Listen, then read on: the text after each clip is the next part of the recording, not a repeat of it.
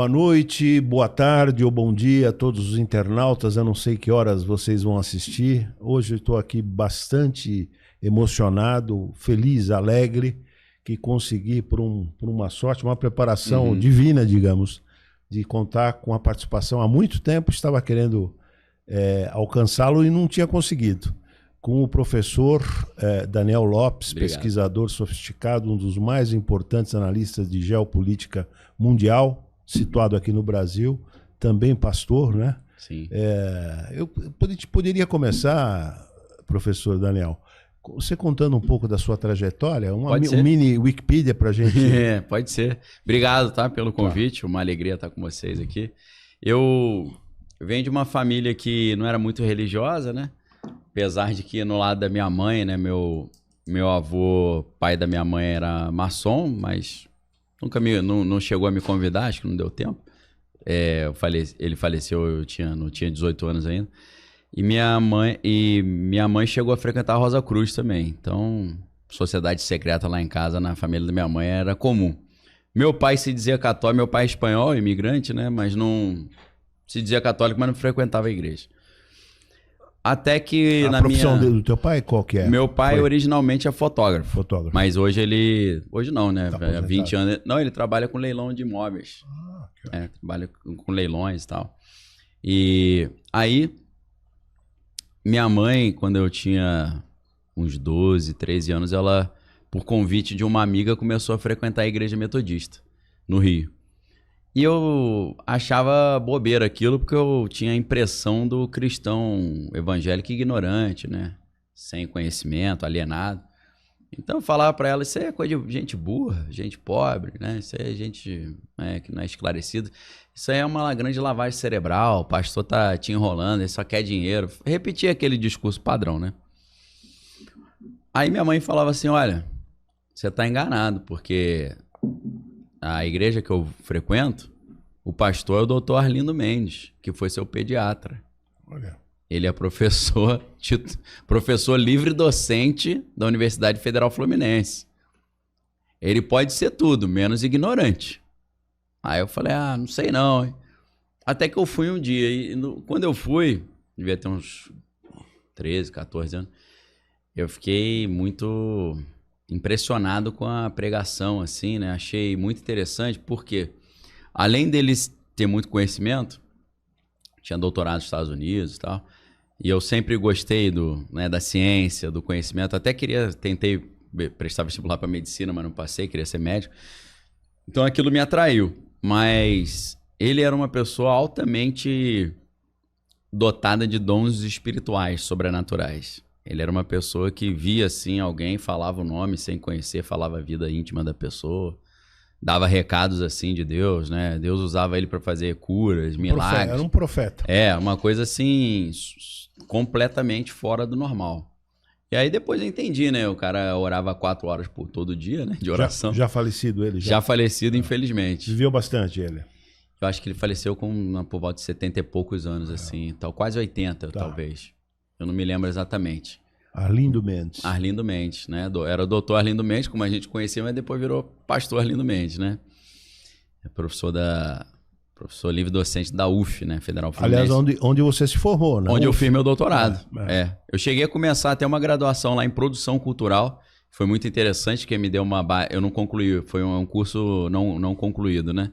Mas me deu uma base de crítica de arte, história da arte, teoria da cultura. Foi muito bom, abriu assim minha mente para arquitetura também. Então foi sensacional a minha passagem minha primeira passagem na UF, né? Depois eu retorno para fazer o doutorado já na letras. Mas voltando à sua conversão, Sim. Você começou a frequentar com 12, 13? Talvez uns 13, 14 anos, não me lembro exatamente. Aí aquilo ali me atraiu muito, porque eu vi um cara que era um homem da ciência, mas ao mesmo tempo era um homem do sobrenatural. Então eu falei, é isso que eu quero. E aí, para minha surpresa, eu fui conhecer depois a história de John Wesley, né, que é o fundador da Igreja Metodista. Que fundou a Igreja Metodista meio que por obrigação, né? Porque o metodismo era um movimento dentro da Igreja Anglicana, que deram o apelido deles de metódicos, porque eles oravam começava no horário certo, terminava no horário certo, bem certinhos, né? Então, era um grupo de alunos de teologia da Universidade de Oxford, né? O John Wesley e o Charles Wesley, que é o irmão. E tinha um amigo chamado Whitefield, né? Que também era do grupo. Então, ele chamava eles de metodistas por causa dos métodos, né? Da correção com os horários. E aí ele foi fazer missões nos Estados Unidos e aí teve a independência norte-americana e os Estados Unidos expulsaram, né? Todos os ingleses e todas as instituições inglesas. Então, ele não poderia mais fazer um trabalho pela Inglaterra, porque ele era um missionário britânico. Então, ele teve essa estratégia, falou, vamos criar uma igreja norte-americana, então, metodista. E aí, a história dele é muito brilhante, porque ao mesmo tempo que ele era um intelectual de Harvard, que em certa ocasião teve uma pneumonia que o obrigou a ficar quieto em casa, né? Aí, como passatempo, ele traduziu o Novo Testamento direto do grego pro inglês, né? Então, era um intelectual de altíssima patente, mas era um homem também do sobrenatural, né? Tem um livro chamado, traduzido para português, o título, né? No livro não foi traduzido, mas Ocorrências Sobrenaturais do Ministério de John Wesley. Aí era curas sobrenaturais, né? Anjos apareciam, coisas assim impressionantes. Então, aí eu fui percebendo que isso já estava no próprio apóstolo Paulo também. Sim. O apóstolo Paulo dominava grego. Isso, tinha aquele conhecimento, né, cultural criado ali dentro do ginásio grego, mas também um cara altamente, né, dotado de dons espirituais.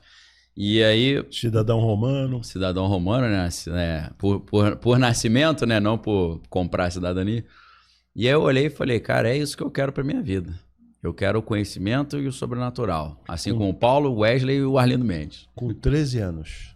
Mais ou menos. Talvez 14, não me lembro. E se batizou nesse período? Aí já me batizei, eu e meu irmão. Tenho um irmão mais novo, que é 1 ano só mais novo. Então, desde que eu me entendo por gente, eu tenho irmão. Então é como se a gente fosse irmão gêmeo, né? Que 1 ano só é quase a mesma coisa. Então a gente começou junto lá. E eu, desde o início, sempre me interessei muito pelo estudo, né? Ensinar. E aí eles identificaram isso e me incentivaram, né? A própria igreja? A própria igreja identificou, né? O pastor Arlindo Mendes me incentivava muito. Esse menino tem talento. Tem um dom de mestre. Talento e vocação, né? Então aí me encaminharam para estudar na Universidade Metodista de São Paulo, aqui em São Bernardo do Campo, né? E depois eu fui tendo minhas experiências sobrenaturais próprias também. Você veio pra cá, então? Na verdade era a distância, então eu vinha de vez em quando. Era um EAD. Eu fazia em Petrópolis, mas pela Universidade Metodista de São Paulo. Mas você chegou então a se graduar? Me graduei em bacharel em Teologia. Teologia. Mas foi a sua primeira graduação ou a única? Não, a primeira foi jornalismo, na Federal do Rio de Janeiro. Eu tentei medicina, jornalismo e produção cultural. Aí jornalismo você concluiu e concluiu também teologia. Teologia eu concluí também. E depois você fez 2 mestrados também? Eu comecei 2 mestrados ao mesmo tempo. Que era um mestrado na UFRJ na área de filosofia, na área de lógica e metafísica, que foi sensacional também, mas não concluí. Porque eu comecei o mestrado em linguística na UERJ ao mesmo tempo. E o mestrado de lógica e metafísica era muito puxado. E assim, eu tive que escolher entre um e o outro, não ia dar para fazer os 2. Inclusive porque na época eu fazia conservatório de música também, né? Escola de Música Vila Lobos. Então era muita coisa ao mesmo tempo. Você toca qual instrumento? Eu contrabaixo. Contrabaixo. Mas eu amo música, erudita, teoria musical e tal. Então, aí eu senti que seria mais interessante eu ficar com mestrado em linguística na UERJ. Aí concluí o mestrado e depois na UERJ, infelizmente... Em que ano foi que você concluiu? Rapaz, agora... Mais ou menos. Eu terminei minha graduação em 2006 em jornalismo. Eu acho que eu entrei já em 2007 no mestrado. Eu concluí o mestrado talvez em 2009, 2010. Aí eu fiquei algum tempo entre o mestrado e o doutorado. Meu doutorado acho que eu concluí em 2015, se eu não estou enganado. E o tema do doutorado qual que é? O tema é na área de linguística. O tema original do meu doutorado foi... Eu peguei um trabalho de um linguista francês, que é o Dominique Menguenot. Ele atua na área de análise de discurso, que é inspirado no Michel Foucault. E a ideia é você pegar um texto, fazer uma análise gramatical do texto, mas observando os jogos de poder que estão por trás do texto, ou o projeto de convencimento, de persuasão. Foi por causa disso que eu fui parar no curso avançado de operação psicológica do Exército também. Então, o livro, talvez assim, a obra-prima do Dominique Mengenot, é um livro chamado A Gênese do Discurso, que é uma evolução da tese de doutorado dele, né? A tese de doutorado dele original se chamava Sémantique de la Polémique, né, que é semântica da polêmica, e dessa tese ele escreveu depois, mais encorpado, o livro A Gênese do Discurso. E nesse livro, no capítulo 6 ou 7, ele tenta adaptar a teoria de interpretação de texto dele para a interpretação de imagens. E aí ele faz um test drive, um exercício ali de interpretação de alguns quadros da época do jansenismo, né, que era uma corrente católica, né? Ele analisa um debate entre duas correntes do catolicismo, que é o jansenismo e o humanismo devoto, né? O jansenismo, às vezes as pessoas nunca ouviram falar, né? Mas um exemplo é o Pascal, né? Pascal era jansenista, né? Acho que muita gente não ouviu falar em jansenismo, mas já ouviu o teorema de Pascal, né? De Pascal. Então, assim... E também pouca gente conhece a resolução que o Pascal dá para a questão de razão e fé, né? Sim, sensacional. A aposta, a aposta pascalina, né? Sensacional. Na verdade, com a aposta de Pascal, ele criou 5 áreas diferentes da matemática. Exatamente. Teoria da probabilidade, né? Entra umas questões de lógica paraconsistente, quase. Então foi um negócio... Eu acho que ele tentou dar um argumento favorável à crença em Deus, ele acabou criando disciplinas novas dentro da lógica e da matemática, né? Era um gênio também, né? Um gênio, morreu cedo, né? Sim.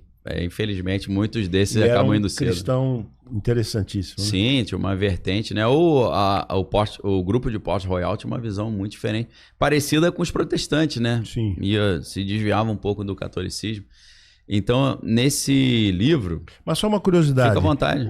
Esse teu orientador, esse francês que você estudou bastante... Sim, Dominique Mengenot. Que teve uma influência grande de Foucault. Você leu...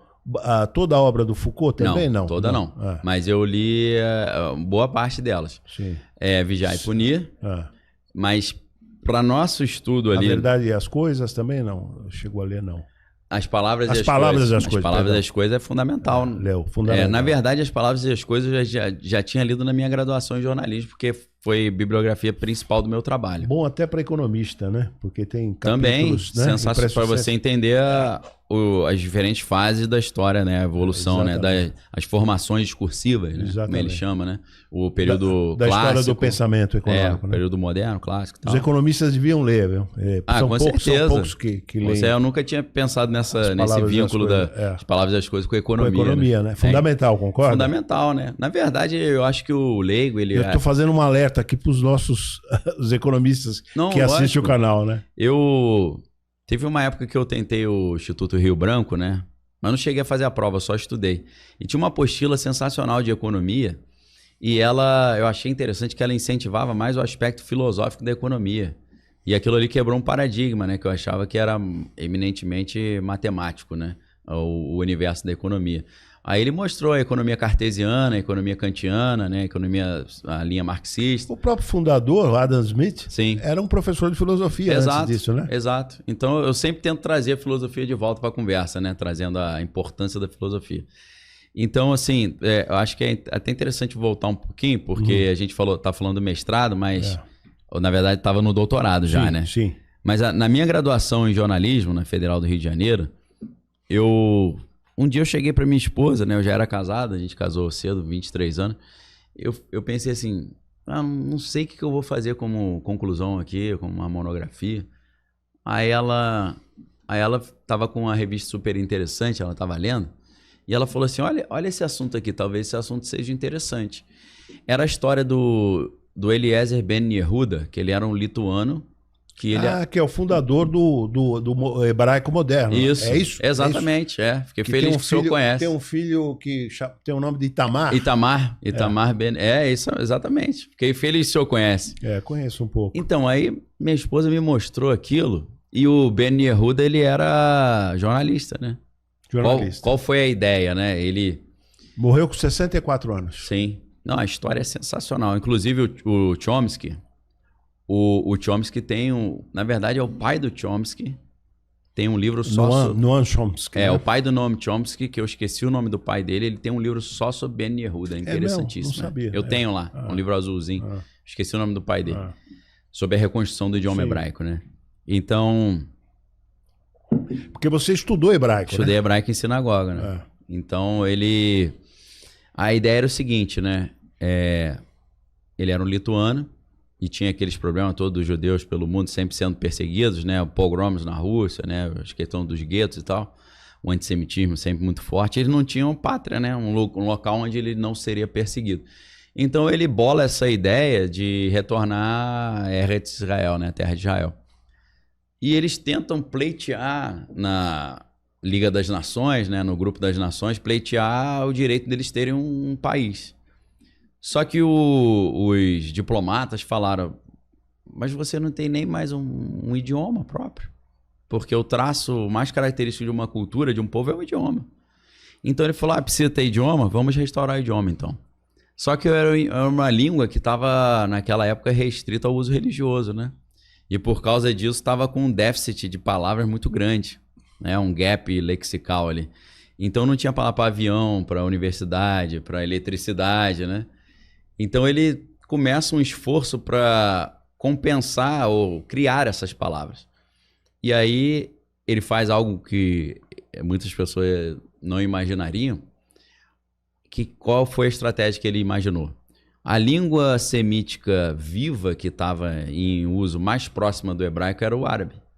Então ele começa a tirar palavras do árabe e trazer para o hebraico. Então rompe aquela inimizade, né? Então o idioma hebraico moderno ele é multicultural, né? Ele tem muita coisa do árabe dentro dele. Mas além disso, ele também trouxe palavras do próprio lituano, que era o idioma original dele. Ele trouxe palavras, às vezes, do russo, às vezes do francês, né? Que naquela época era língua franca ainda, né? Então, por exemplo, avião em hebraico é avion, né? Que é quase igual ao francês, né? Em inglês, você fala... Eu falo em inglês, né? Anime da berra anglit. Anglit é quase anglais, né? Que você fala em francês, né? Então, tem muita coisa semelhante. Então, assim, uma história sensacional. E o Itamar foi o protótipo, né? Foi o menino prodígio, né? Porque ele queria convencer ao mundo que um ser humano poderia ter o hebraico como único idioma, como idioma materno, original. Então, o que ele fez? Ele combinou com a esposa de não mandar o garoto para o colégio e não deixar ele brincar com nenhuma criança, porque senão ele ia aprender os outros idiomas, né? E eles... Então a regra era, ele não sai de casa, ele não conversa com ninguém, só com os pais, e a gente só fala em hebraico com ele.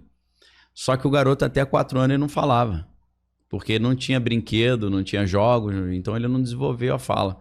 E a mãe começou a ficar desesperada com aquilo, ela falou, o garoto tá ficando uma pessoa problemática, né? Ele vai ficar um mudo. Ele entendia, mas não falava. Inclusive, outro dia eu conheci um menininho que a mãe só fala em hebraico com ele, né? Só que ele responde em português, né? Quase que um Itamar, né? Ben Yehuda. E ela brigando, deixa ele ir pra escola, deixa ele brincar com as crianças, deixa ele sair na rua, esse garoto tá ficando a criança totalmente travada, limitada. Não, calma, vai dar certo. Aí um dia ele sai para viajar e a mãe fica em casa com o filho, só que ele esquece alguma coisa, quando ele volta, a mãe tava, não sei se fazendo comida ou lavando roupa, tava cantando uma música em lituano. E aí ele deu uma bronca na mãe, já falei que não é pra falar outro idioma perto do menino e tal. Aí o menino viu a mãe levando a bronca e falou, eu falo. Aí começou a falar, né? Vou falar. Aí virou a sensação da cidade, né? Todo mundo ia lá ver o menininho que só sabia falar hebraico, né? E aí tem histórias engraçadas, né? Que os amiguinhos mais velhos tomavam os bonecos, ele tinha um bonequinho de madeira, né? Aí o menino tomava o boneco, aí ele falava em hebraico, né? Me dá meu boneco. Aí a galera que falava árabe entendia que é parecido, né? Aí o mais velho falou, só vou devolver se você falar o nome disso aqui. Não tinha a palavra boneco em hebraico ainda. Aí ele falou, e agora? Aí ele falou, me dá o meu homenzinho de madeira. Em hebraico, né? Ele arrumou uma solução. E isso aí restaurou, reviveu o idioma e eles tiveram... uma força. Como é que é boneco em hebraico? Não lembro. Agora você me pegou. Depois eu olho aqui. Não me recordo. Mas aí, como eles conseguiram fazer o hebraico voltar a ser uma língua falada, e o interessante é que ele criou um jornal chamado Hatzvi, eu acho, que é em hebraico, que é o servo. E nesse jornal, ele inseria as palavras novas que ele ia inventando. E ele falou que ele ficava muito satisfeito quando ele via no mercado, na rua, as pessoas usando as palavras novas que ele tinha inventado, né? Que fantástico. Que faziam falta no léxico, né? Então foi assim que o idioma foi. Inclusive hoje, curiosamente... Esse cara tem a importância do Ben Gurion, né? Tá certo? Total, foi fundamental. Ele é claro que gera ódio, né? De quem tem ódio do sionismo, né? Sim. Então o Ben Yehuda é um grande inimigo também dele, né? Que inventou essa ideia de reconstruir o idioma hebraico. Então, até hoje mesmo eu estava vendo um grupo de israelenses judeus que são cristãos e que tentam pregar o evangelho para os judeus, né? E é legal que é tudo em hebraico, né? Eu aproveito para dar uma treinada no hebraico. Uhum. E o rapaz estava falando... Esse grupo se reúne aqui em São Paulo? Não, é lá em Israel. Lá em Israel. Eles são israelenses, é tudo lá em Israel. Mas aqui tem também, né? Tem? Tem esse pessoal? Deve ser judeus messiânicos, talvez, né? Sim. Mas foi muito interessante porque o rapaz estava explicando para um jovem judeu, tudo em hebraico. E falando, Deus tinha prometido que a gente ia voltar para a nossa terra e restaurar nosso idioma. E aí ele contou um pouquinho a história do Ben Yehuda. Aí o jovem falou, eu não conhecia isso. Olha. Aí eu pensei, será que não se ensina isso na escola? Deveria ensinar, né? Deveria, acho que não ensina. Estranho, né? Para eles valorizarem a própria cultura, né? Porque é um milagre isso, né? É uma ação divina. Então, como eu nem sei como é que eu cheguei nisso, né? Eu lembrei do Itamar. Eu nem caramba, foi a primeira vez que eu vi que... Alguém conhecia. Conhecia. Tem muita gente... No meio universitário, né? Não, tem gente que conhece, lá em Israel tem a rua, né? A Avenida Ben Yehuda. Ele só sabe por causa disso. Sim. Mas não sabe nem quem foi o cara aqui que ele fez. Agora, o Itamar eu nunca ouvi ninguém falando. Foi a primeira vez. É que nem a rua daqui da GV, eu sou professor na GV, Sim. Né? Antônio Picarolo. A turma sabe, é Antônio Picarolo, mas não sabe que ele foi anarquista. Sim, a história dele. Eu gosto de saber as origens. A origem, né? Eu lembro lá quando tava Fica despreocupado com o tempo que vai dar certo. Não, isso aí é um alerta da Netflix falando de uma série nova. Vê se pode. Dá vontade de tirar o relógio, né? Eu quero saber disso agora, pô. Vibrou. Eu quero reiterar, eu tô aqui encantado, viu? Glória a Deus, fico honrado. Toda honra e glória ao Senhor, em nome de Jesus. Então, foi nesse trabalho que eu estudei as palavras e as coisas. Foi por causa disso que eu voltei ali, né? Entendi. Porque, eu não sei se o senhor se lembra, mas no início, no prefácio, ele faz uma análise do quadro Las Linhas d'Avion, que é do... Como é que é o nome dele, rapaz? Como é que eu esqueço o nome desse cara? Las Linhas, As Meninas, do Velázquez. E aí, ele faz uma... Que eu acho que tem... As Meninas de Avignon, tá aqui no MASP? Tá aí no MASP? Eu não sabia, eu tô falando loucura. Não sei, eu tô meio por fora. Eu posso estar falando loucura. Se tiver, eu vou ter que levar as crianças lá para ver. As Meninas de Avignon, eu acho que tá aqui no MASP, no Museu de Arte Francisco de Assis Chateaubriand Bandeira do Melo, né? Que é o fundador, né? Sim, claro. Acho que sim. Muito legal. Então, o Dominique Menguenot já tinha citado isso, porque ele fala... Michel Foucault tentou fazer uma análise linguística do quadro do Velázquez. E eu acho que foi em cima desse exercício do Foucault que o Dominique Menguenot tentou desenvolver ou adaptar a sua teoria linguística para a análise de quadros, né? Isso tudo para explicar qual era o tema do meu doutorado. Aí, o que eu fiz? Eu peguei esse capítulo 6 a Gênese do Discurso, onde ele fala, olha, eu estou te dando um ensejo. Quem quiser que desenvolva essa ideia, porque eu parei por aqui. O Dominique Menguenot diz no livro, é só uma ideia. Quem quiser desenvolver, desenvolva. Eu falei, opa, vamos lá. E aí o meu orientador na UERJ, que é o professor Décio Rocha, ele foi aluno do Dominique Menguenot lá na Sorbonne. Então a gente fazia ponte com ele, né? Perguntava, e aí, o que você acha e tal. A gente tentou trazer ele para a banca, mas não conseguimos. Veio só o professor Círio Pocente, que é da Unicamp, foi legal pra caramba. Todos eles discípulos do Dominique Menguenot. Então foi bem interessante. Aí, na minha graduação, eu conheci as palavras e as coisas. Das palavras e as coisas, aí eu vi essa ideia eu percebi que o Foucault era um pouco linguista também, ele tentava interpretar quadros utilizando alguma base linguística. Para minha coincidência, eu conheci o trabalho do Dominique Menguenot e vi que ele usava o Foucault para tentar interpretar quadros. E aí, no meu doutorado, então, a minha ideia original, a minha tese original, o meu projeto de pesquisa original, foi desenvolver essa teoria.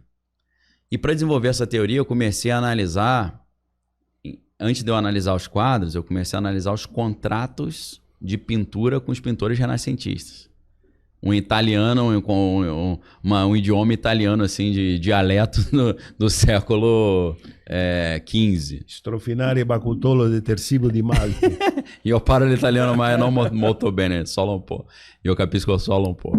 Então, assim, eu me viro lendo, né? Mas falando não tanto. Apesar de que minha esposa tem parentes italianos e tal, família na Itália. Quando dá, a gente vai lá Alemão, visitar. sprechen Deutsch. Você fala Ich verstehe Deutsch, aber nicht sehr gut. Só um pouquinho, né? Alemão, hebraico e eu estudei um pouquinho russo até. Teve uma época que eu tava na dúvida se eu ia me especializar em linguística ou literatura russa, né? Aí eu vou começar a estudar russo. Mas aí você então começou a analisar os contratos de pintura. Pô, sensacional, cara. Que negócio sensacional. Eu tô tentando lembrar o nome do livro que tem esses contratos, mas sabe o que acontece? Nos contratos a gente já tem uma base para depois analisar o quadro, né? E era sensacional porque o mesmo pintor, um Botticelli da vida, um Rafael, eles pintavam para a igreja, para a nobreza, para o Medici da vida e para o burguês. E cada um era um tipo de relação. Então isso é sensacional, assim, um mundo, né? Só que eu percebi, e nesse caso já não era mais, o professor Décio Rocha era o meu co-orientador, a minha orientadora na UF, que aí mudou de universidade, era a professora Maria del Carmen, que é espanhola também, né? É lá de Santiago de Compostela, pertinho do meu pai e de Vigo, na Galícia, né? Ah, é de Vigo. Então, ela falou assim, Daniel, para você chegar onde você quer, você vai ter que ir para Florença. Porque você precisa de mais documentos para fundamentar. O que você tem não é suficiente. E aí eu pensei, hoje eu não consigo ir, porque eu tinha todo o trabalho aqui em São Paulo, eu já estava morando em São Paulo. E aí ela falou, e agora? Eu falei, vamos fazer o seguinte, a gente vai trocar esse projeto de pesquisa por outro. Ela falou, impossível. Sem ir lá, né? Aí eu falei, não, vai ser possível. Eu escrevi uma tese de doutorado nova em 3 meses, com a ajuda de Deus, né? Porque eu orei, ele me... 3 meses? 3 meses eu escrevi uma tese. Então você mudou de tema. Mudei de tema. Tá. Eu mudei, sabe pra quê? Eu voltei ao Dominique Menguenot. E o Dominique Menguenot, ele analisou o choque discursivo ou linguístico entre os jansenistas e os humanistas devotos.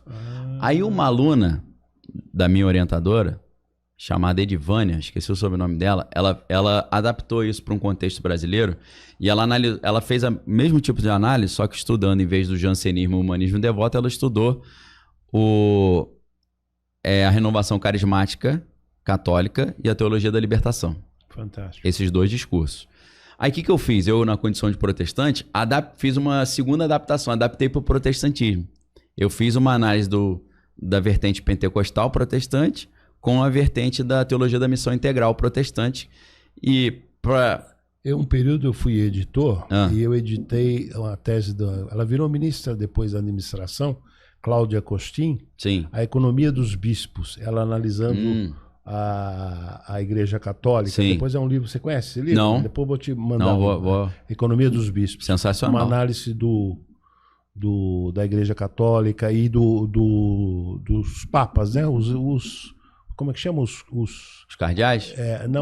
Como é que chama? Concílios. Os concílios? Tá. Então, é interessante. Interessante, hein? Não conhecia, não. Perdão, Não, tranquilo. Então, aí ela falou, você acha que é viável? Eu falei, é viável. Aí ninguém acreditou. Inclusive, o meu co-orientador, ele não aceitou. Ele falou, não, isso não vai dar certo, eu vou pular fora. Pulou fora. Mas eu sou super grato a ele. E você fez em 3 meses? Fiz em 3 meses uma tese, tirei nota máxima, tirei 10 com louvor. Que título? A Fé entre o Céu e a Terra, uma análise de dois discursos do protestantismo contemporâneo. Maravilhoso. O título principal é A Fé entre o Céu e a Terra. O subtítulo, não sei se eu acertei ipsis literis, né? Mas é A Fé entre o Céu e a Terra. Tá no banco de tese de doutorado lá da Federal Fluminense. Do CAPES também, CNPq. Então, assim, foi um trabalho legal pra caramba também, que me orgulha muito. Porque, na verdade, no mestrado... Mas eu fiquei curioso, desculpa te interromper, você já estava aqui em São Paulo, o que te atraiu para São Paulo? A igreja. Eu vim pela igreja. Já para fazer parte dessa igreja? Da Bola de Neve. Já da Bola de Neve? Sim. Sim. Mas, na verdade, eu vim por uma vocação divina também, porque A igreja metodista no Rio de Janeiro, ela é muito pentecostal, muito avivada, assim, dons espirituais e tal. Tanto que o pastor Arlindo Mendes era um cara que, Sim. faz sinais, curas, prodígios. Eu tava me preparando para ser pastor da igreja metodista, né? E, inclusive, tem uma história interessante que, na época, minha família estava com dificuldade financeira e tal, e eu tava mal acostumado também, que eu sempre estudei em universidade pública, né? Nunca paguei, né? Até o conservatório, que é a Escola de Música Vila Lobo, é tudo gratuito. Sim. Então eu pensei, acho que eu vou dar um jeito de não pagar a faculdade de teologia também. Aí mandei uma mensagem para o Centro de Estudos Wesleyanos da Universidade Metodista de São Paulo. O diretor é um alemão chamado Helmut Renders. E aí eu mandei uma mensagem para ele e falei, professor, estou começando aqui no seminário de teologia e eu gostaria de fazer uma sugestão. Eu estou me prontificando, me colocando à disposição para nós traduzirmos os comentários bíblicos de John Wesley, que são sensacionais e não tem em português. Nossa, que proposta. Ele fechou na hora. Não, para minha surpresa, ele falou, o projeto já está em andamento, só está faltando tradutor. Já existia. Que coisa. Aí ele falou, você se interessa? Falei, lógico. Ele falou, então, pega os comentários de Atos dos Apóstolos, traduz todos, me manda para eu olhar aí como é que tá. Aí eu traduzi e mandei. Ele falou, tá ótimo. Aí ele falou, você quer traduzir o Pentateuco inteiro? Nossa. Eu falei, quero. Aí ele falou, ok. Eu falei, mas peraí. Tem uma condição. Tem alguma compensação aí? Me faz de graça. Aí ele falou, a gente não tem orçamento. Eu falei, não tem problema. Vocês conseguem uma bolsa integral? Eu falei, claro. Fantástico. Eu não paguei a faculdade de teologia, mas... Hoje mesmo, eu tava na live no meu canal e o pessoal falou, me indica uma Bíblia. Eu olhei assim, tava a Bíblia de Wesley, né? Que é da Sociedade Bíblica. Falei, essa aqui eu até ajudei a traduzir. Se eu abrir, você vai ver meu nome aí nos tradutores. Então, assim, foi um negócio assim que me dá uma alegria muito grande até hoje, né? Eu esqueço às vezes, né, que eu participei de uma tradução. Tem tanto tempo. Eu concluí isso em, sei lá, 2010, né? Já tem um bom tempo. Então, às vezes até eu pego meu filho de 7 anos, minha filha de 16 e falo aqui, já participei de uma tradução de Bíblia já. Mas como é que você vai para a Bola de Neve lá? Que ano foi? É isso que foi interessante. Por quê? Você era da Metodista. Na Metodista, feliz da vida, tranquilo, seguindo ali o chamado. Comecei a receber um monte de revelações divinas de que eu ia para um outro ministério. Assim na rua, assim, Deus está te levando para um outro ministério. Aí eu pensando, qual?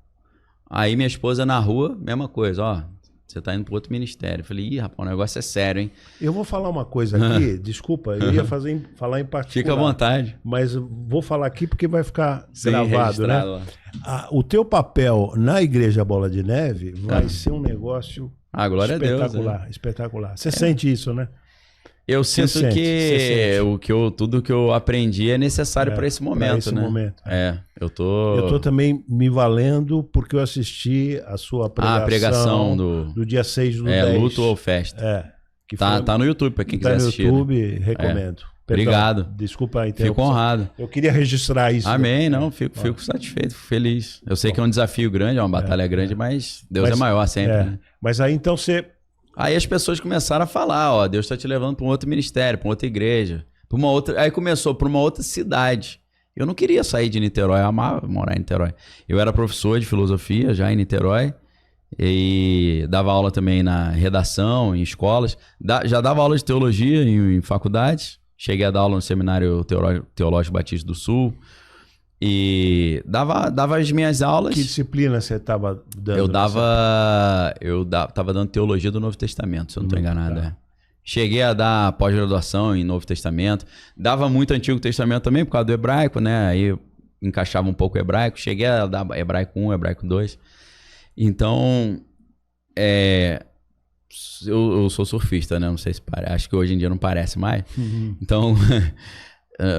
São Paulo pra mim é um negócio fora de mão, né? Hoje tem piscina de onda aqui. Você falou rapidinho assim, ele é surfista, não sofista. Sofista, graças a Deus, nunca fui, não. Eu sou mais o Sócrates, né? Eu brigo contra os sofistas, né? Porque eu creio que existe uma verdade, ela é única e imutável.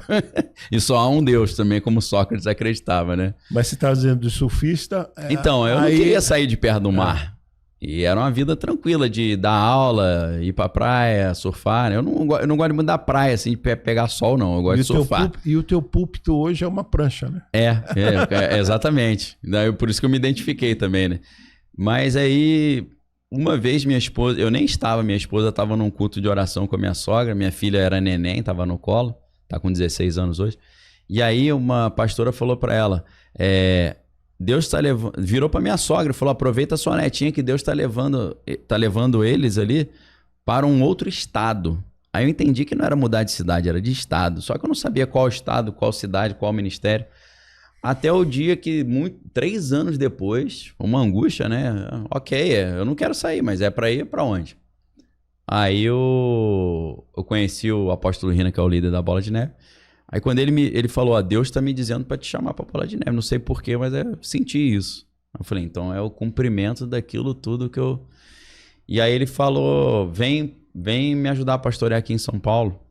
Aí eu falei, deixa eu me organizar. Minha esposa era funcionária do Tribunal do Trabalho e tal. Deixa a gente se organizar para a parte burocrática. Aí eu fiquei uns 2 anos ali me preparando e vim para São Paulo em 2014. 2014. Completaram 10 anos esse ano. Eu pensei 24. que era menos tempo. Não. Aí o meu doutorado acho que eu concluí em 2015, então eu já estava aqui.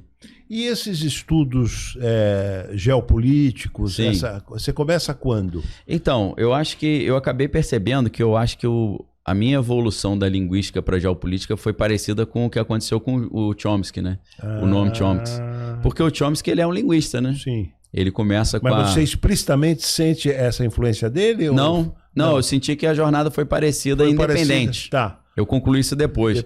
Tá. Porque o Chomsky, ele não trabalha necessariamente numa área da linguística que analisa os jogos do poder. É mais uma questão mais formal da gramática, sim. Né? É muito inspirado na lógica também, no Leibniz, né? Por isso, é a gramática gerativa do Chomsky. Mas eu percebi que... a que deu notoriedade mundial a ele é essa vertente. Começou por aí, né? Por aí. Ele ficou famoso por aí. Inclusive tem um debate muito interessante dele com o Foucault. Sim. Né?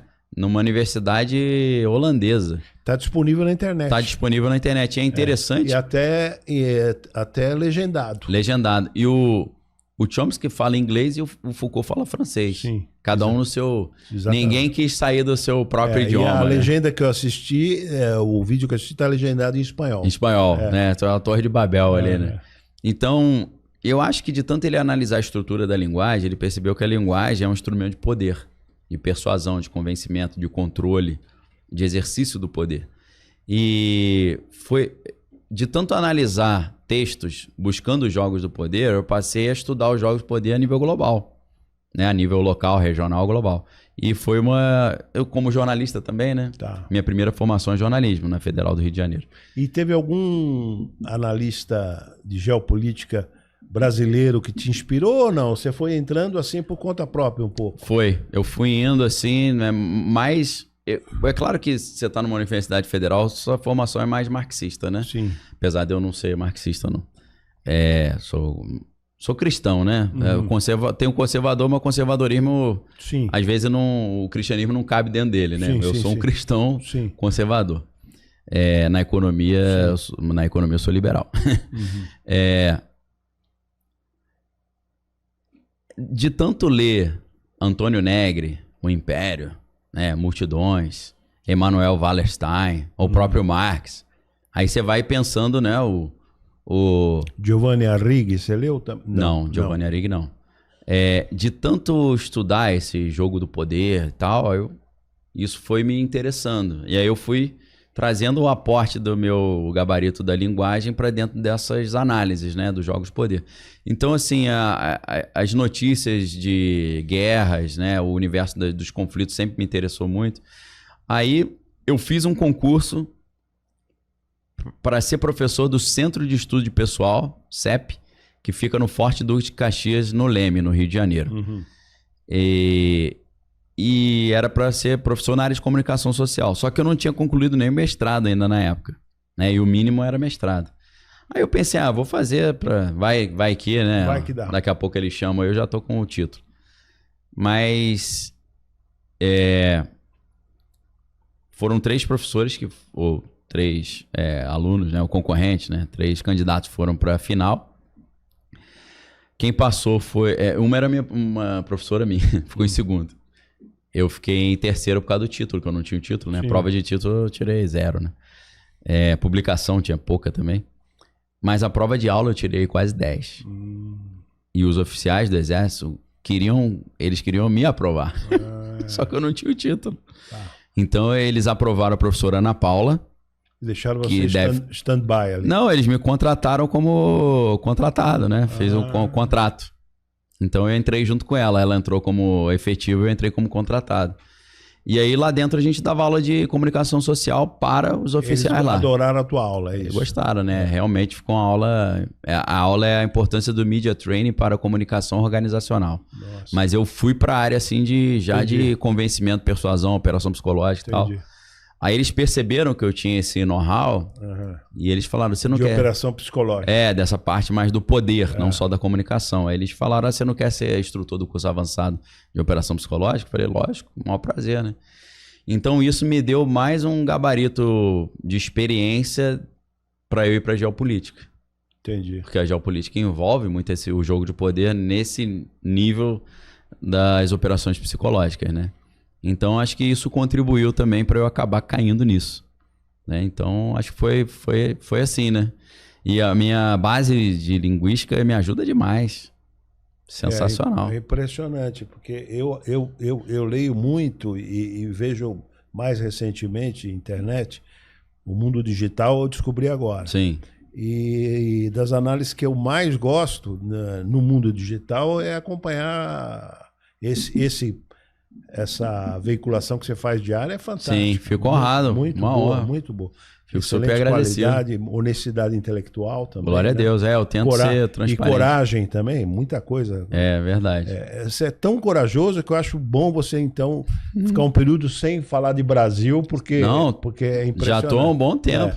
Desde 2019 que eu... Fica fora porque... Que eu fui para... internacional. Eu digo que eu sou um correspondente internacional no Brasil. Que eu só falo do que tá lá fora, né? E o que você está escrevendo agora? A tua preocupação é os artigos e depois você coleta? Ou você está fazendo uma pesquisa original assim? Então, eu tenho muitas ideias, mas eu esbarro num problema que é um problema meio desagradável, que é você pegar uma ideia assim altamente filosófica e cultural, que é impressionante, maravilhosa, que te dá aquela garra, né? Fala, esse projeto aqui eu vou fazer com gosto. Mas tem os projetos mais mercadológicos, né? Sim. Então, o que eu tento alternar? Fazer um projeto que é mais rentável para financiar o projeto menos rentável, né? Então, eu agora, se Deus assim o permitir, ano que vem, não sei se está para março ou abril, eu vou lançar aquilo que até aqui eu considero o meu magnum opus, ou minha magnum opus, né? Que é Desconstruindo a Revolução Cultural. Que é um tijolinho de 800 páginas. Você tá... Onde eu conto a história da filosofia pela ótica dos jogos do poder. Que interessante. Aí é o meu trabalho atual. Então, mas você vem trabalhando nisso desde quando? Isso, eu montei um curso em cima disso, de 62 aulas. E esse curso eu fiz durante a pandemia. 2021, eu acho, ou 20. Então, desde 2020 que eu tô trabalhando nisso. Então, vai botar 5 anos aí de... Poxa, eu vou fazer um convite aqui ao vivo que você, tão breve, possa vir falar sobre isso daqui. Pode ser, não? Quando tiver publicado já? Não, também nem precisa estar publicando. Quando tiver publicado, você volta de novo. Tá bom. Mas você faz uma van premiere aqui, isso aí é... Isso aqui interessa muito. Eu venho desde o... Ouro em pó. Poxa. Isso aí vai me dar uma alegria, porque o que eu... Você vai publicar em março, mais ou menos. Eu tenho que conversar com a editora de novo, porque a gente ia publicar agora, no final desse ano. Sei. Só que sempre em novembro eu publico essa coletânea. Entendi. Aí eu falei, não, vamos publicar a coletânea para não... Sim, para não... Uma coisa não queimar a outra. É. Aí a gente joga, porque aí eu tenho mais tempo de revisar, de mexer nas notas de rodapé. Vou abusar de você. Novembro você faz uma van premiere e depois abril ou maio você volta com o livro pronto aqui. Pode ser, vamos combinar. A agenda tá bem corrida aí, vou ter que olhar a agenda aí, ver mas com eu vou te minha assessoria. Valeu. Eu quero repetir, eu estou há um mês e meio, e hoje consegui, graças a Deus. Glória a Deus. Então, isso aí eu venho desde a Grécia Arcaica até hoje na filosofia, passando pelos jogos de poder como a história do... É como se fosse uma história do pensamento junto com a história da persuasão. Tá. Desconstruindo sofismas. Tá. China, você estudou bastante, não? Eu não me considero o grande conhecedor da China, não, mas eu me viro. Tá. Dou meus pitacos. Tá. Leu Kissinger? Li, eu tenho lá a Ordem Mundial, que eu acho que é uma... On China, você leu ou não? Não, esse ainda não. Esse eu vou botar na minha...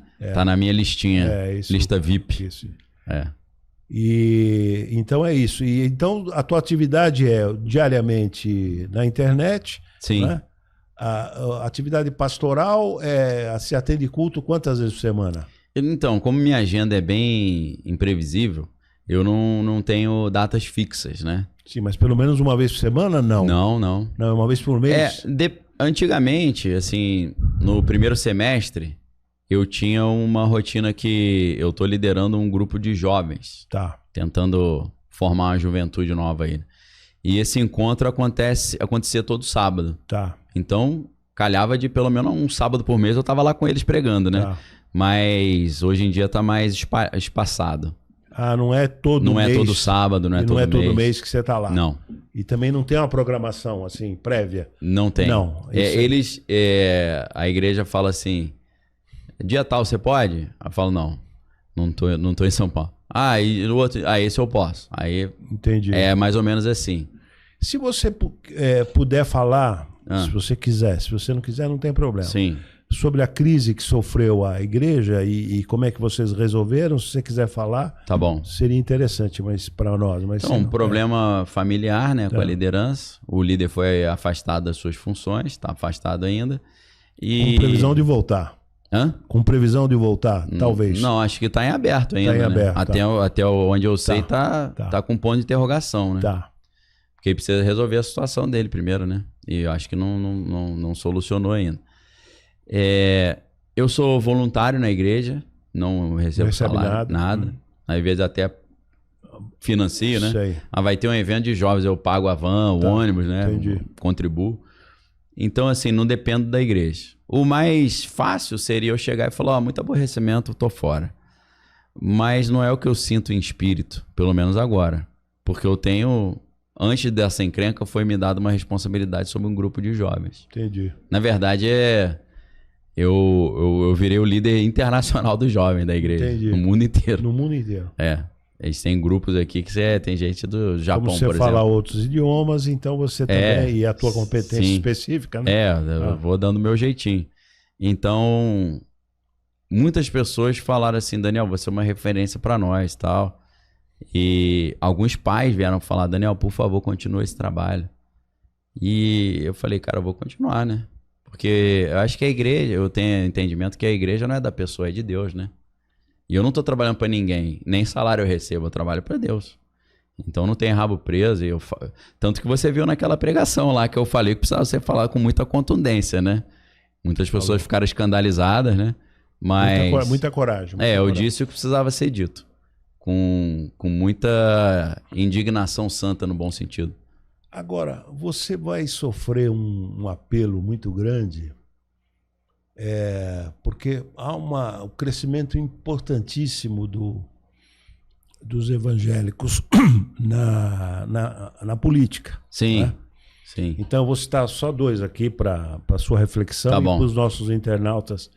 A importância que passou a ter a Universal do Reino de Deus. Sim. Né?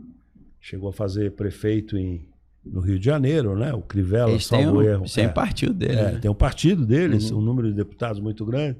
Talvez o candidato à presidência da Câmara dos Deputados, um dos candidatos era vinculado.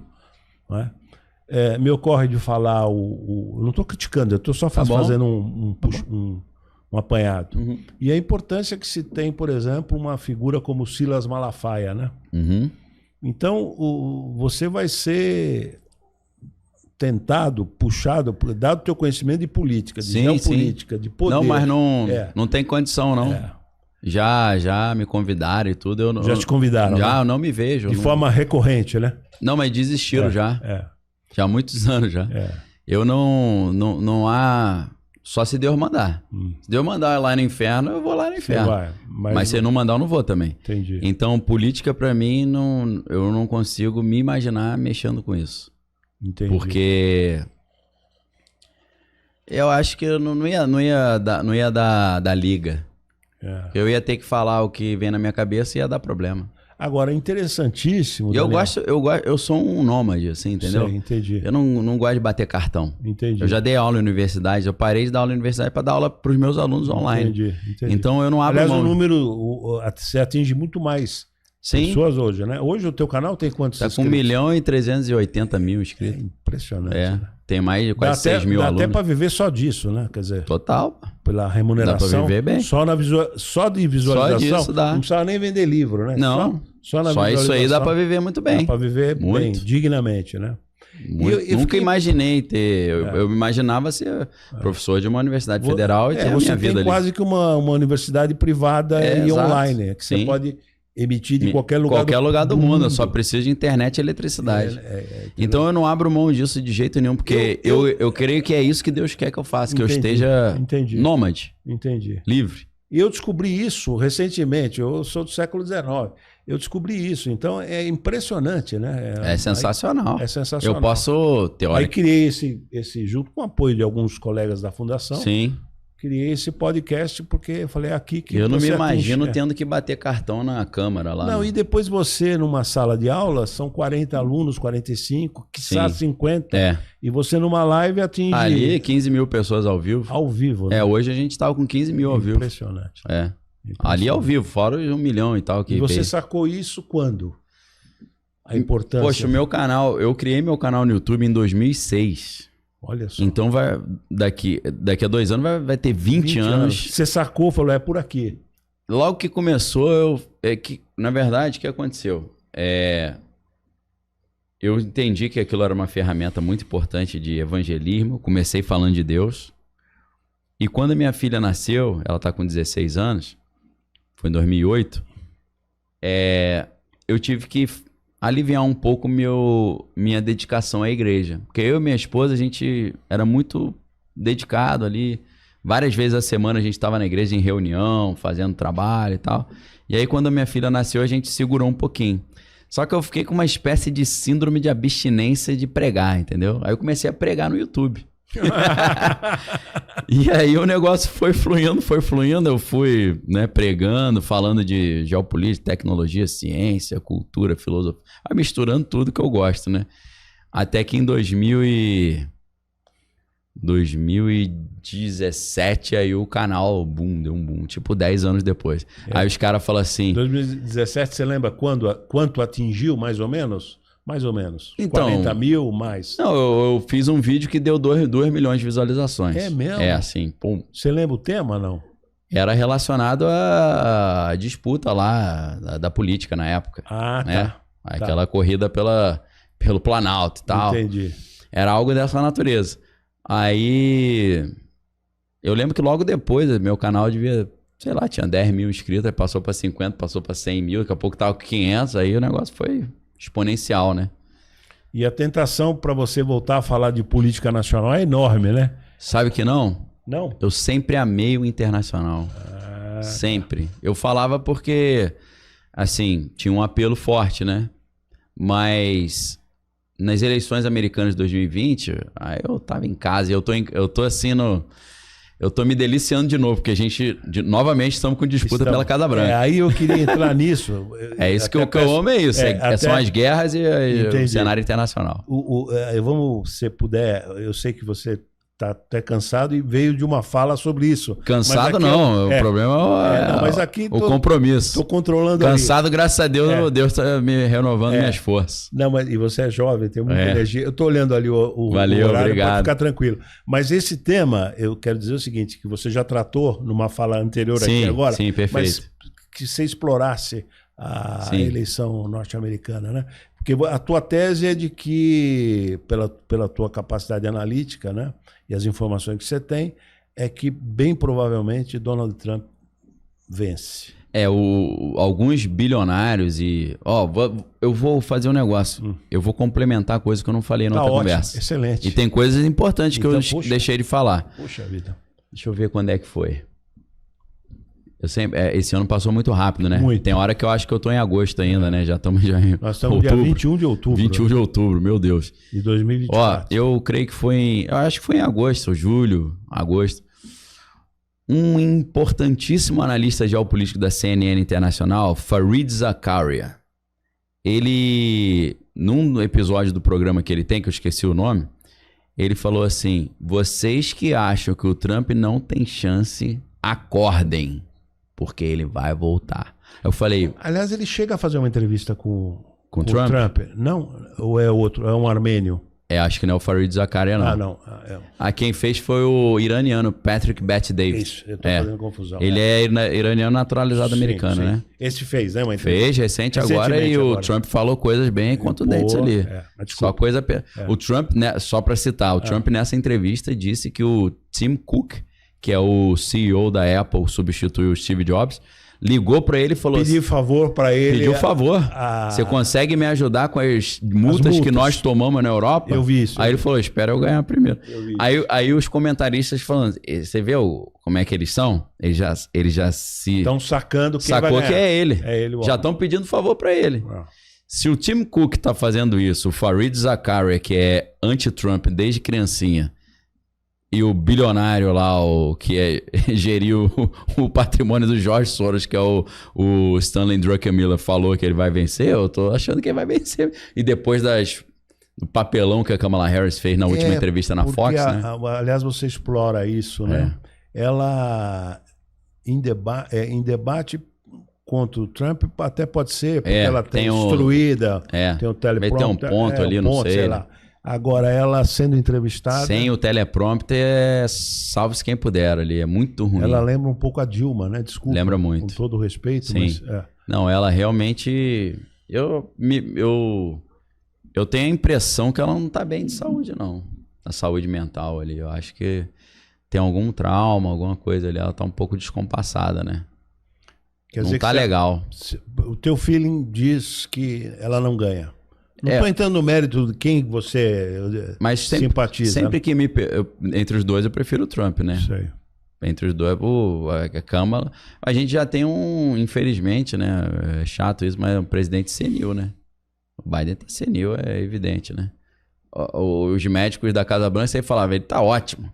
Agora que o sistema não quer mais ele, que eles estão falando, realmente ele tá com os traços de senilidade. Fala traço, né? Agora, uma coisa que causa uma certa repugnância ou, não sei, um estranhamento é a quantidade de fake news que o esquema Trump acaba veiculando. Sim, né? É meio bagunçado. Os apoiadores também. Né? É um negócio meio pesado, barra pesada. Mas assim, a mídia tradicional também joga um jogo muito sujo, né? Contra ele também, é verdade. Contra ele. Ele fala um negócio que eu acho que faz sentido, ele fala... Eu sou o presidente mais perseguido da história, mais difamado da história. Mas também, né? A gente teve aquele negócio do escândalo lá da influência russa na disputa, e depois foi mostrado que foi ao contrário, eles favoreceram os democratas não republicanos. Mas assim, para quem tá escutando, né? Os democratas, para mim, eu não levo em consideração. Pra mim, o único cara que é ali que eu acho que é sério é o Robert Kennedy Jr., que é democrata, mas tá no time do Trump agora, tá apoiando o Trump, né? Então, esse democrata para mim não dá. Os republicanos também, eu acho que muita enganação. Quando o pessoal pergunta aí de qual lado você tá, eu falo todo lado de Jesus. Jesus, eu confio nele e eu sei que ele nunca vai me decepcionar. Ainda que tudo pareça contra, né? Ao cheiro das águas logo brotará e com planta nova florescerá. Ainda que a vide não floresça, eu vou continuar glorificando meu Deus. Mas eu tô meio assim, percebendo que existe uma elite acima disso que faz um jogo de uma mão lava a outra nesse esquema aí. Então, não tenho tantas esperanças não. Mas entre os dois, eu prefiro o Trump. Apesar de que eu acho que o Trump, ele vai, mesmo voltando, ele pode E a influência dele, desculpa, professor Daniel, a influência dele em ganhando a eleição vai ser enorme. Bom, qualquer um que ganhasse influenciaria aqui, mas a influência vai ser muito grande aqui. Sim. Impressionante. Muito grande. Vai ser. Vai impactar, vai quase que determinar. Então, às vezes alguns alunos lá falam assim: ah, Daniel, mas a CIA, né? A CIA faz isso, faz aquilo. Eu falo, cara, você tem que entender que quem nomeia o diretor da CIA é o presidente. Então, muda o presidente, muda a abordagem da CIA. Então, os democratas estão no poder, você tem uma abordagem. Os republicanos estão no poder, era o Mike Pompeo, era o diretor, era outro tipo de abordagem. Então, se muda a diretoria da CIA, muda todo o plano norte-americano para o mundo, inclusive para a América Latina. Porque eles ainda têm... eles ainda vivem na prática a doutrina Monroe, né? Que é a América para os americanos. Sim. Então isso aqui é quintal deles, né? Europeu que se vire na Europa, não vem meter o bedelho aqui não. Chineses também, né? Então, enquanto o Biden não foi tão incisivo contra os chineses na América, eu acho que o Trump vai ser mais incisivo, né? Inclusive, nessa entrevista, o Trump falou que a maior fábrica do mundo de carros chineses estava sendo construída no México e eles interromperam o projeto porque eles já aceitaram que o Trump vai vencer e que ele vai embaralhar o projeto, porque ele falou, se vocês concluírem isso, para não acabar de destruir Detroit, onde tem as fábricas de carro nos Estados Unidos, que ele está trazendo as indústrias de volta, ele falou, eu vou botar tarifa de 1000% no carro de vocês. Então nem adianta, pode parar. Agora, professor Daniel, você falou há pouco sobre o Trump com uma pomba, enfim, nos anos... A foto, 1983, na revista Time. Tem uma entrevista, não sei se você chegou a ver, está disponível na internet, uma entrevista que ele dá para Bruna Lombardi. Poxa, eu não lembro dessa não. Vou buscar. Busca. Bruna Lombardi Trump. Numa altura do Championship, a Bruna Lombardi no esplendor da beleza dela. Sim, no auge, né? No auge. E aí ele, no meio da entrevista, ele vira para um assessor dele, escuta, ela é casada? Ele ficou encantado com a beleza dela. Sou casada assim. No inglês, sai fora. Sou casada assim, e ela reage de uma forma... E nessa entrevista... Salvo erro, ele fala, sim, não estou me enganando não, ele fala que ainda iria ser presidente dos Estados Unidos. Você vê, já é bem antigo, né? O senhor lembra mais ou menos que época que era isso? Anos 90? Uma entrevista anterior, final dos anos 80. Final dos anos 80, você vê? Ele já estava com essa... Eu posso estar enganado, professor Daniel, mas tenho quase certeza que, eu estou lembrando, me impactou mais ele falar essa... Ela é casada, a beleza, mas ele chega nessa entrevista, quer dizer, ele já tinha esse plano ali, né? Impressionante. Sim, né? sim. Eu acho que quando um cara chega no... Eu não sei se Deus vai me permitir, eu não almejo muito isso também, né, de virar um bilionário, mas eu acho que quando o cara chega num patamar desse, eu acho que uma realização, pensando na pirâmide de Maslow, né? Sim. Realização pessoal... Ele fala, o que falta para mim, acho que é só ser presidente, né? Talvez. Porque são 4 coisas que fascinam, né, o ser humano. Você lembra disso, não? Na pirâmide ou não tem nada a ver? Não na pirâmide. Mas em termos gerais. Em gerais. 4 coisas. Sim. Quais são? O quê? O poder? Poder. Prazer? O dinheiro. Poder, o dinheiro. Dinheiro. A fama. Fama, E tem uma 4ª. Qual que é? Você não lembra? Não lembro dessa. A glória. Glória, isso aí. A glória. O aplauso, né? A glória. Sim. Porque é mais que fama. Sim. A glória é um negócio... Sim, é um negócio quase espiritual mesmo, né? A glória é um negócio... É, diferente. A glória é um negócio tão especial que Deus não abdica de ceder a glória dele para outro. Ele é o... A glória é uma coisa de uma dimensão divina, né? Sim, é perigoso isso. É perigoso. Na verdade, você trabalhar com a glória. Eu faço uma brincadeira, eu digo que todo ser humano... Procede essa observação minha? 100%, até no hebraico, né? Você falando, me lembro do hebraico, porque a gente conhece o oponente como Satã ou Satanás. Satã é adversário, né? Diabo vem do grego diabolos, que é aquele que joga contra. Que é adversário também, que joga contra adversário, né? É o inverso de símbolo. Sim. Símbolo é o que joga a favor, quando você conecta 2 ideias. Sim. Diabolo é quando joga contra, né? Mas a gente fala o nome Lúcifer, né? Mas o Lúcifer é a tradução do hebraico para o grego, né? A tradução da Septuaginta, né? Dos 70 sábios. Mas o que está escrito em hebraico em Isaías 14:12, ó como caíste do céu, estrela da manhã, filha da alva, tu que debilitavas as nações. A expressão hebraica, né, estrela da manhã, filha da alva, é Hillel ben Shahar, né? Hillel é o termo hebraico que dá origem a aleluia. Que Hillel é o que? É o brilho, aquele brilhante, né? Aleluia, a glória seja para Yah, que é Deus, né? Então o Hillel, ele quer a glória para ele. E ele está sempre convidando os seres humanos para pegarem o seu holofote, que a gente nasce com ele. Você até usou, qual aquele animalzinho que tem luz própria? Você usou... O vagalume. O vagalume. É, o vagalume. Você usou... Que é a luciferase. Não é a isso? enzima é a luciferase. Tem que tomar cuidado, né? Na verdade, eu fiz uma pregação sábado, eu falei exatamente sobre isso. Eu falei sobre... O título da pregação é diferente, é Operação Siquém. Aí é uma outra conversa. Mas nessa pregação eu fiz a diferença entre os discípulos de Lúcifer e os discípulos de Cristo. Os discípulos de Lúcifer são estrelas, porque são incentivados a acreditarem que eles têm luz própria. Os discípulos de Cristo são luas, que são satélites, que só refletem a luz que Deus manda. Maravilhoso. Entendeu? A diferença entre a estrela e o satélite, né? Tem a ver com essa história, né? Então eu digo que, brincando, né, que todo ser humano nasce com uma lanterna, um holofote na mão. Ele pode jogar essa glória para Deus ou pro Lúcifer. Ou para ele mesmo. Né? E o Lúcifer quer que jogue para si mesmo também, né? Então é super espiritual. A quem você vai dar glória, né? É muito legal porque o livro de Salmos... Salmo é o nome grego, né? Mas o nome original de Salmo é Terrilim. Terrilim vem de Halal, que é da glória, né? É o livro dos louvores, das glórias, né? Do brilho.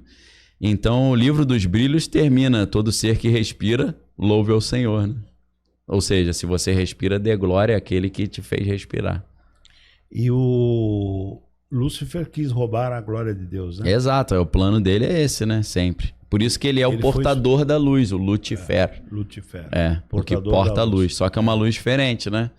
Porque... Agora, tem uma pergunta simples, quase simplória, mas sofisticada, que não é minha. Sim. Mas, em geral, todos acabam fazendo. Deus é bom, Deus Amém. É bom. Deus existe, Deus existe. Tudo que existe foi feito por ele. Sim, e as luzes e as trevas. E sem ele, nada foi feito, se fez. Se fez, Mas se Deus é bom, e Deus é bom, e Deus existe, por que Deus criou o mal? Então, eu digo que Deus está rodando um experimento. Deus é um cientista, na minha visão. E ele está fazendo uma simulação aqui, ele está fazendo uma experiência. E a experiência é mostrar para as pessoas a importância do livre-arbítrio. E para isso, ele usa um bulldog chamado Lúcifer, que é o bulldog de Deus, para dar um susto nos seres humanos. O problema é quando o ser humano confunde e acha que o bulldog é amigo dele. Na verdade, não é isso. O bulldog está ali para te mostrar o que não fazer, mostrar as consequências do erro. Ou acha que pode domesticar o bulldog. O pitbull, né? É como se o leão falasse assim: abre a jaula aqui para mim, me ajuda. Aí, não, mas se eu abrir, você vai me devorar. Não, eu sou teu amigo. Aí, só quando você abre a jaula, ele fala: agora garanti meu almoço. Então, eu acho que é uma simulação. A gente sabe que em breve o Deus de paz esmagará Satanás e o seu poder debaixo dos nossos pés, conforme diz Romanos 16, 19. Então, em breve, essa experiência vai ser concluída. E ele deu a nós o caminho para a gente ser blindado contra o bulldog, né?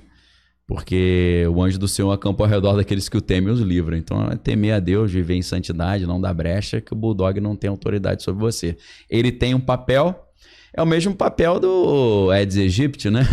O Aedes aegypti serve para quê? Serve para destruir só a máquina, é o animal é o ser vivo que mais mata as pessoas no mundo, né? Transporta uma série de doenças. Para que existe isso? Pô, Deus colocou talvez para controle populacional, não sei, talvez a justificativa para as enfermidades, mas eu creio que se não houvesse a queda, não haveria necessidade das enfermidades, nem do Aedes aegypti, nem da dor, da morte, do sofrimento. Inclusive, a Bíblia diz que a morte é o último inimigo a ser derrotado, né? Então, acho que faz parte de um plano de Deus, mas como nós somos limitados no entendimento e na nossa existência, a gente não tem informação suficiente para entender a razão de ser do mal e das trevas.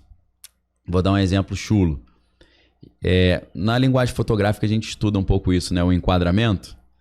Dependendo de como você enquadra, você esconde uma parte fundamental para você entender, né? Tem vários tem várias brincadeiras disso. Você vê um homem parece que tá com uma faca na mão, mas na verdade, se você ampliar um microfone, né? Não era uma faca, ele não tava querendo matar, ele tava só entrevistando alguém. Então, um exemplo. Eu pego para você um vídeo e falo assim, ó, analisa esse vídeo por gentileza. Uma criança no ponto de ônibus esperando o ônibus da escola, aí um adulto empurra essa criança cai no chão, machuca a cabeça e vai para o hospital.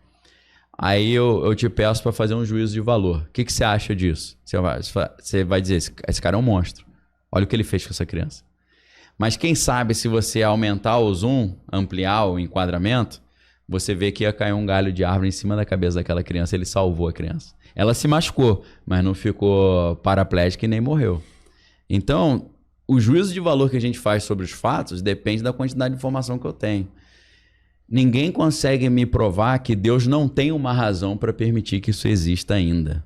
Eu acho que tem uma razão, talvez a gente apenas não entendeu direito. E está escrito, né, que há coisas que são reveladas e que é para a gente saber. Sim. E há coisas que não é para a gente saber. Exato. Aí é o domínio da fé. A fé é a certeza do que não se vê, é a convicção que está por vir, né? É isso. Porque se não tem fé, aí é só certeza, aí não... A gente não tem o benefício de crer naquilo. Jesus fala, bem-aventurados que não viram e creram. É uma oportunidade, uma bem-aventurança, né?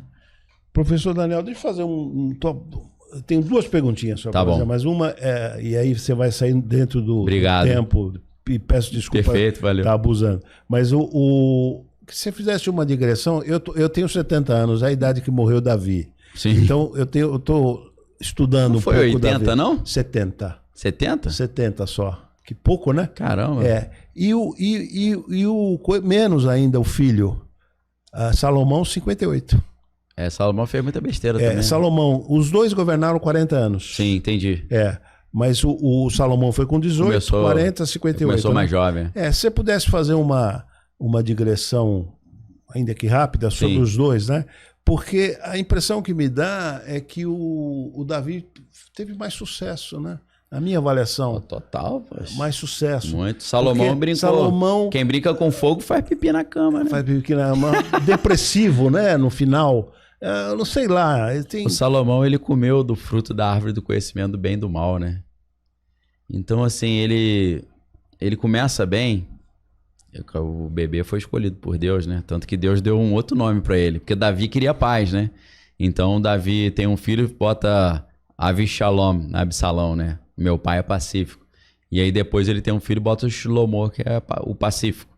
Então o que ele queria era paz, que ele era um homem de guerra, né? Uhum. Mas o que Deus olhou e viu naquele jovem ele deu o nome Gedidias, né? Amado por Jeová. Então Deus amou muito a criança, o Salomão. E esse menino, ele cresce com um discernimento muito grande, né? Muito profundo das coisas. Aliás, ele não pediu nem dinheiro, nem coisa, né? Então, pediu só conhecimento. Esse foi o ápice. E Deus deu, né?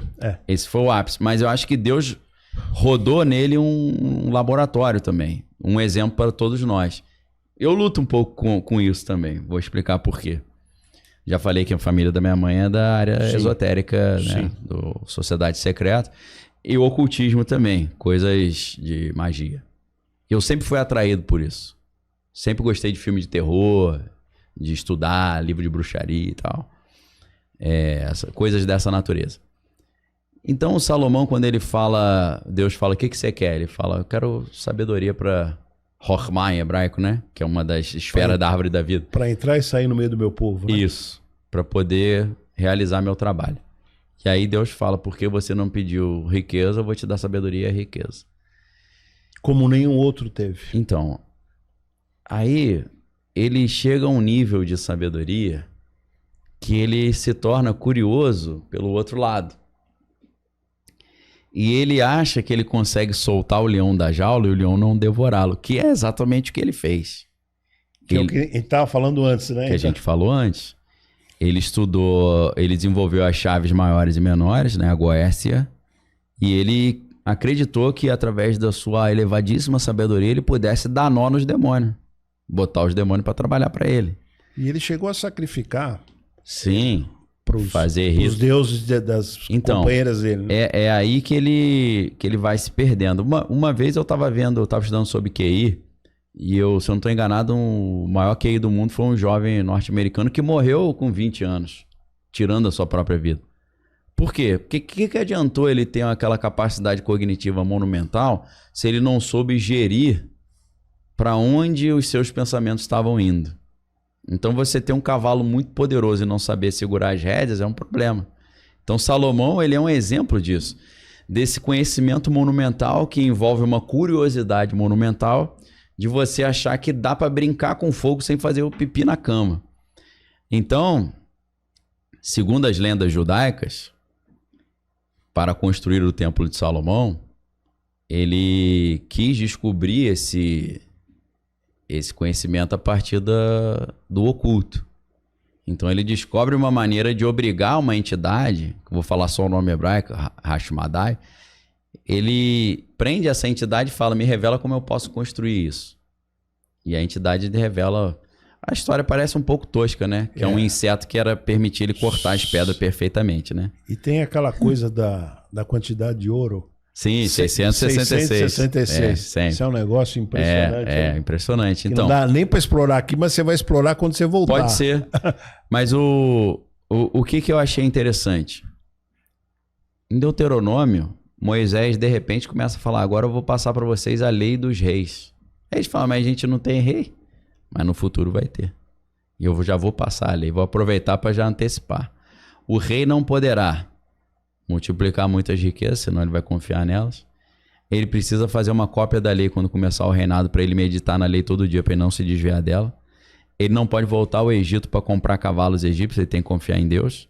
E ele não pode casar com mulheres estrangeiras, senão ele vai adorar os deuses dessas mulheres. Putz. Salomão fez as 4 coisas. As 4 coisas. É verdade. Porque ele não atentou. Então, eu acho que o que Deus ensina? Não adianta a hiperinteligência e a supercuriosidade se você não sabe puxar as rédeas do teu cavalo. Você ganhou um cavalo árabe, poderosíssimo, mas se você não souber puxar essas rédeas... E por muito menos do que Salomão fez, sim, Deus não permitiu, até brinco com meus alunos, né? O maior corretor da história da civilização foi Moisés, né? Sim. Levou um povo inteiro por 40 anos no deserto para ver umas terrinhas. Que ele acabou não entrando, né? Eu não tinha pensado por esse lado, não. Mas por muito menos. Por que Moisés, não entrou na Terra Prometida? Porque ele feriu com raiva a rocha. Quando era para tocar, né? Quando era para tocar, ele feriu, não é isso? Sim. E deu um mau exemplo para a multidão, né? Deu um mau exemplo. E a rocha é Cristo, né? A rocha é Cristo. E Salomão cometeu muito mais erros, né? Sim. Então, quer dizer, por muito menos, Moisés foi punido. Então... Aí é aquele princípio, a quem muito é dado, muito lhe será pedido. Cobrado. Moisés viu Deus face a face. Né? Pelo menos viu... E recebeu os 10 mandamentos. Não no esplendor da sua glória, né? Porque tem um mistério ali naquela nas longas conversas de Moisés com Deus. Edu, tá terminando. Moisés conversava com Deus. Face a face. Só que ele percebeu que aquela forma que ele estava vendo de Deus não era ele no esplendor da sua glória. Então eu tenho uma enorme suspeita, eu e várias pessoas, que era Cristo manifesto no Antigo Testamento que estava conversando com ele. Porque Jesus falou que conheceu Abraão. Ele fala em João, eu conheci Abraão, eu ceiei com ele. Mas, cara, você não tem nem 50 anos, conheceu Abraão. Ele fala, antes que Abraão existisse, eu sou. Então, para mim, ele estava vendo a imagem do Deus vivo numa forma humanizada. E ele percebe, ó Deus, você está me enganando, você não é assim. Eu quero te ver no esplendor da tua glória, como você realmente é. João fala sobre isso. João diz, nós ainda não conhecemos como ele realmente é. Quem tem essa esperança que santifique-se a si mesmo. Então ele sabia que Cristo era o Deus esvaziado, né? Que se esvaziou e assumiu a forma de servo. E aí quando ele fala, Deus, eu quero te ver no esplendor da sua glória, ele fala, se você me ver no esplendor da minha glória, certamente morrerá. Morre. Então eu vou passar e você vê a glória por trás. Você se esconde na fenda da rocha. Quem é a fenda da rocha? É Cristo. Você se esconde em Cristo para poder ver as costas da glória de Deus. Através dele você consegue ver o que dá para ver sem morrer. Sem ser fulminado. Não é não? Impressionante. Glória a Deus. Agora, o bacana para terminar, né? E aí eu queria que você fizesse a digressão. a misericórdia, né? Eu tenho misericórdia de quem eu tenho misericórdia. Exato. Mas a misericórdia de Deus é algo que não dá para dimensionar, não é? Às vezes então, deixa a gente indignado, né? Como é que você teve misericórdia com ele? Com ele, né? Então, foi o problema de Jonas. Me ocorre duas passagens, aí depois eu queria que você falasse mais uma, ou fizesse digressão sobre as duas passagens. Aquele rei, chega um profeta e fala para o rei, você diz o nome do profeta e do rei, prepara a tua casa, que essa enfermidade que você tem é para morte. Ezequias. A enfermidade que você tem é para morte. Sim. E vai embora. Aí ficou triste. Aí ele vira para a parede e ele fala, pô, Senhor, misericórdia, eu procurei ser um cara legal. Fiz tudo certinho. Volta lá e diz que eu acrescentei dá um crédito para ele 15 anos. O profeta falou, pô, mas acabei de... Volta lá e dei 15 Mudou o decreto, né? Misericórdia. Sim. Né? A misericórdia de Deus. Agora, Deus também é um fogo consumidor. Né? Isso. E isso não se fala mais, precisa ser falado. Deus é um fogo consumidor. É o fogo consumidor, e eu tenho falado muito sobre o grande e terrível dia do Senhor, que é o dia da prestação de contas, que precede o julgamento do grande trono branco. E aí a gente traz para Pascal, e aí encerramos, viu, Edu? Que é a coisa, olha... O apostador. E aí você me corrige se eu falar errado, eu vou vulgarizar. É incrível ver um gênio da matemática argumentando, né? Ó, se você apostar... Que ele existe? Que não tem Deus, que nada. Soltar viver. Somebody love. Somebody love. É um termo que você gosta de usar. Viver a vida de qualquer jeito. Vamos lá. E chega lá e tem o juízo final. O prejuízo Agora, se apostar no que existe Deus, que existe, tem que seguir os mandamentos, que vai ter juízo final, aí você vai ter uma vida Você vai se dar bem. Você vai se dar bem. E ainda você é capaz ainda de ganhar a vida eterna. Com certeza. Então, na dúvida, aposta que tem, Vale a pena apostar aposta que ele existe. tem. É isso. Não é isso? É o apostador de Pascal, The Wager. Sensacional. Fica de recado para todo mundo aí. Todo mundo. Outra coisa que você, além de você apostar, entra no teu quarto, fecha tua porta a hora, pede para ele se revelar, ele vai se revelar a você. Você vai receber coisas que você nunca tinha imaginado que existia. Verdade. Maravilhoso, professor. Valeu, obrigado pelo convite. Obrigadaço, viu? Valeu, Deus abençoe, tá?